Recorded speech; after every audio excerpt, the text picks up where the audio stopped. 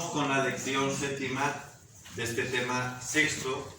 Después de haber visto la existencia de Dios y las pruebas metafísicas a priori y a posteriori, y también las pruebas morales menos seguras pero complementarias a las anteriores sobre la existencia de Dios, ahora vamos a ver cómo es Dios, es decir, la naturaleza divina. Y para ello nos vamos a fijar en los atributos de Dios. Se llama así aquellas características, notas esenciales que definen o por lo menos describen cómo es la naturaleza divina. Antes de empezar con estos 10 atributos, quiero aclarar dos cosas. En primer lugar, que vamos a ver primeramente los atributos entitativos, es decir, de su naturaleza, de su ser, y luego vamos a ver los operativos, de su actuar. Los entitativos son estos 10. Y lo otro que quiero decir antes de hablar de los 10 es hablar un poquito de que en la filosofía, también en la teología, más que saber cómo es Dios, fundamentalmente sabemos cómo no es Dios. Digamos que es como un negativo, es el negativo de las fotografías antiguas, ¿verdad? Porque de Dios, de su naturaleza, pues nos es imposible, ya que nuestra mente, nuestra naturaleza humana, no es capaz de entender positivamente cómo es la naturaleza divina. Por eso, más que actuar de una manera, como les digo, positiva, es negando lo que no es, como llegamos a estos 10 atributos. Es lo que se llama en teología la vía apofática, muy propia de la teología bizantina, la vía que más que inquirir o discutir, pues adora, recibe el misterio de Dios. Pero como estamos en filosofía, aquí tenemos que usar puramente la razón. Uno de los primeros autores que habla de estos atributos divinos es Dionisio Areopagita, o el pseudo Dionisio Areopagita. Este señor, que se llama así por el Areópago de Atenas, donde dicen que fue obispo en los siglos IV y V, pues tiene un libro muy bonito que se llama De Divinis Nominibus, que tuvo una influencia enorme en toda la Edad Media. El título en castellano significa de los nombres divinos, donde dice que efectivamente nosotros no podemos llegar a esa naturaleza divina, pero a través de lo que Dios ha revelado y se ha manifestado en las obras de la naturaleza, en nuestra propia naturaleza humana, podemos llegar a un conocimiento, aunque sea por la vía negativa, de estos atributos. Bien, pues vamos a verlos uno por uno, muy brevemente, porque esto lo tienen también desarrollado, como todo lo anterior, en los apuntes. Entonces quiero dar este paso muy brevemente, como les digo, así corriendo un poco, pero sí que, por favor, les pido que lean los apuntes para poder desarrollarlo más ampliamente. De tal manera que nos dé tiempo a exponer un poquito la filosofía de la religión. En primer lugar, el primer atributo es la trascendencia, que es prácticamente el único atributo de Dios que realmente entendemos, es decir, es la base de todos los demás, porque trascendente es lo contrario de contingente, que es lo que somos nosotros. Ya decíamos que el contingente es aquel cuyo ser no coincide con la esencia, en cambio en Dios sí que coincide, y coincide con su existencia también. Y Dios es el no contingente. Por eso digo que es la base de todos los demás, es el único que propiamente entendemos. El segundo habla de la simplicidad, que significa que en Dios no hay partes, no hay composición de partes físicas, ni Él forma parte de un ser o de una entidad superior. Tampoco tiene partes metafísicas, no está compuesto por partes metafísicas, como pudiera ser la materia y la forma. Dios no tiene el ser, sino que es el ser. Y si el ser divino no fuera idéntico a su esencia, sería causado por otro y ya no estaría, por lo tanto, no sería Dios. Esta simplicidad, cuidado, no es simpleza ni vaciedad, por eso decimos simplicidad, no simpleza, es distinto. Dios tiene simplicidad como atributo, no es que sea simple, como decimos vulgarmente nosotros en criollo, no, este es un simple, este está vacío, este no tiene ni 2 centímetros de profundidad. No, no es esto.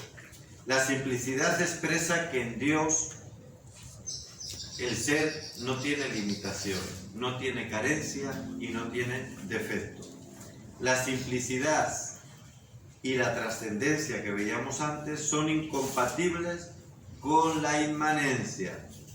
Por lo tanto, el panteísmo es un error filosófico mayúsculo. Panteísmo saben que dice que todo es Dios, que todo lo creado es una manifestación de lo divino, pero que comparte la misma esencia que Dios. Eso es un absurdo lógico, metafísico, porque repito, el ser que tiene la simplicidad como atributo y que es trascendente es incompatible con la inmanencia. La inmanencia es lo propio de esta tierra, lo que es contingente. Tercer atributo, la perfección. Perfecto es aquello a lo que no le falta nada, según su especie.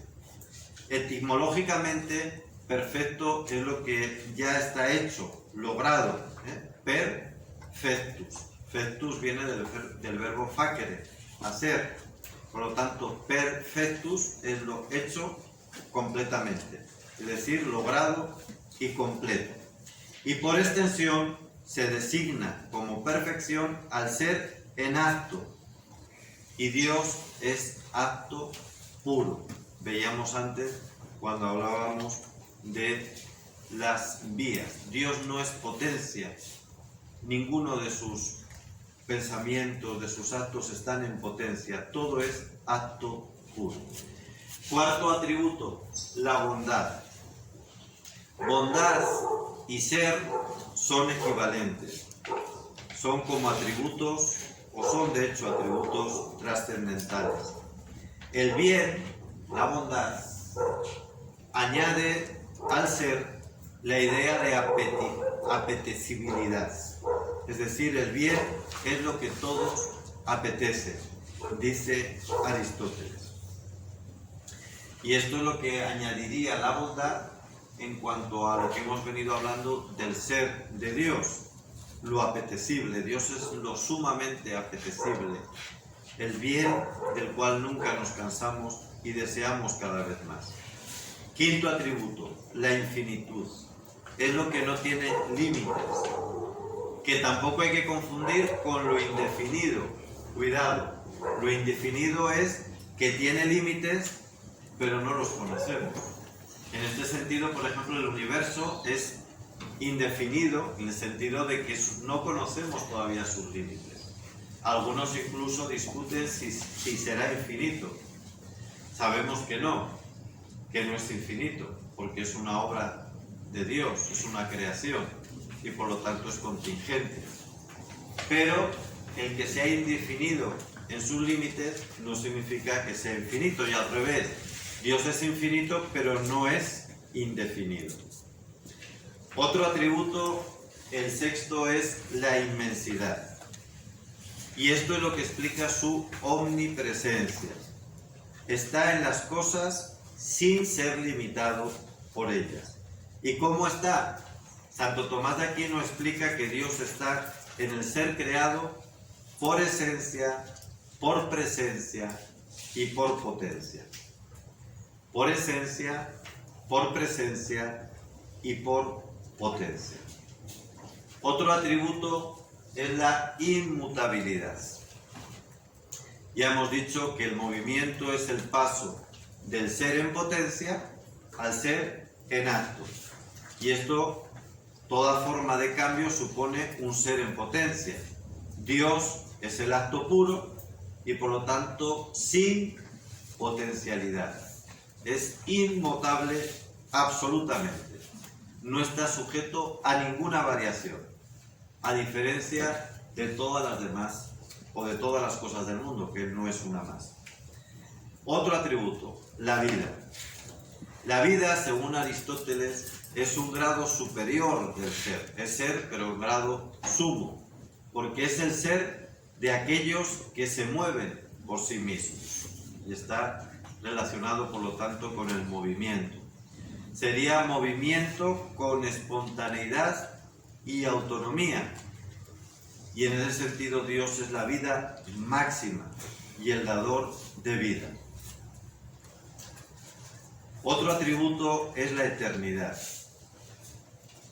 Tiempo y Dios son contradictorios. ¿Por qué? Porque tiempo define el movimiento, o se define por el movimiento, es la medida del movimiento. Pero en Dios, hemos dicho, no hay movimiento, no hay principio, no hay final, no hay cambio. Por lo tanto, no hay tiempo. ¿Qué es? Es eterno. La eternidad es lo propio del ser inmutable. Boecio, un importantísimo padre de la Iglesia, filósofo del siglo V, VI, él murió en 525, en el año 525, siglo VI. Boecio definió la eternidad como interminabilis vitae tota simul et perfecta possessio, es decir, la posesión simultánea y plena de una vida interminable. Y aquí, bueno, tienen ahí también en los apuntes una reflexión muy hermosa de San Agustín sobre el tiempo. Él reflexionó mucho sobre este aspecto, lo tienen en las confesiones, también en el capítulo 11 que antes hemos citado, que por favor léanlo porque es un tema interesantísimo, además con las los nuevos avances, ¿no?, en la ciencia, ahora con toda la física cuántica, el tema del tiempo, pues se le ha dado otra vuelta de rosca a esta concepción que enlaza muy bien con la visión patrística y bíblica y de la teología clásica. No hay ninguna contradicción, sino todo lo contrario. Y por último, hablemos de la belleza como otro de los atributos entitativos que definen la naturaleza de Dios. Al igual que el ser y la bondad, igual que el ser y la bondad, la belleza es trascendental. Recuerden que en lógica hablamos de los conceptos trascendentales. Por eso vean que todas las materias están relacionadas y si se pierde una, es difícil luego continuar con la siguiente. Ser, bondad y belleza, trascendentales. ¿De cómo se distingue de la bondad? Decíamos que la bondad se distingue del ser porque es el ser en cuanto apetecible. ¿Y la belleza, cómo se distingue de la bondad y del ser? Pues que el bien se refiere al apetito, ya lo hemos dicho, y la belleza al conocimiento, en cuanto que es el elemento más elevado e intenso del conocimiento, que sería la contemplación. No identifiquen conocimiento con discurrir. La belleza no es discurrir por fases, por etapas, es una forma de conocer, pero, como les digo, incluso superior, o por lo menos distinta a la bondad, porque es a través de un conocimiento por contemplación. La belleza es contemplar, y contemplar no es discurrir, pero sí es plenitud del conocimiento y de la vida. En Dios hay infinita perfección y armonía. Por lo tanto, la contemplación de su belleza constituye la máxima felicidad, la máxima dicha. De ahí que el cultivo de la belleza, que implica siempre un orden y una proporción, y en esto tenían razón los clásicos, es decir, belleza no es cualquier cosa, no es cualquier pintura, no es un lienzo en blanco con una mancha negra, no es un rap, no es un reggaetón, no es una escultura con un hierro retorcido, no, que nos digan que eso es arte, que eso es bello. Bueno, el que se lo quiera creer, pues que siga militando en las filas de los tontos y de los que se dejan manipular. Pero eso no es belleza. La belleza tiene también su propio canon. Es verdad que hay cánones vinculados a épocas históricas y se pueden mejorar. Yo no digo que sea intocable, pero sí que es verdad que hay unas aportaciones que son permanentes a lo largo de la historia de lo que es bello y de lo que no es tan bello o incluso es feo y hasta horrendo. Cosas que hoy se llaman arte, ¿no? Algunas de ellas. Existe una proporción, una armonía que los clásicos definieron tanto en la música como en la escultura, como en la pintura, que hoy podemos profundizar, repito, en ello, pero que teniendo siempre como base lo que la humanidad ha elaborado. No puedo desde cero inventar lo que a mí me da la gana y decir simplemente que como es arte y que tú no lo entiendes porque eres bruto, pues ya con eso vendo el hierro retorcido que he hecho oxidado y digo que eso es una escultura maravillosa. Eso es una porquería, por mucho que tú la quieras vender por 3.000 o 4.000 dólares.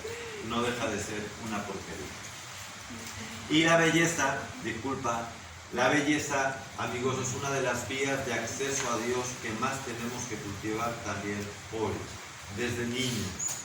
La belleza a la buena música, de la buena música, la belleza de la buena pintura, la belleza de la buena escultura, de la buena literatura. Una de las principales vías de transformación hoy de la humanidad y de evangelización.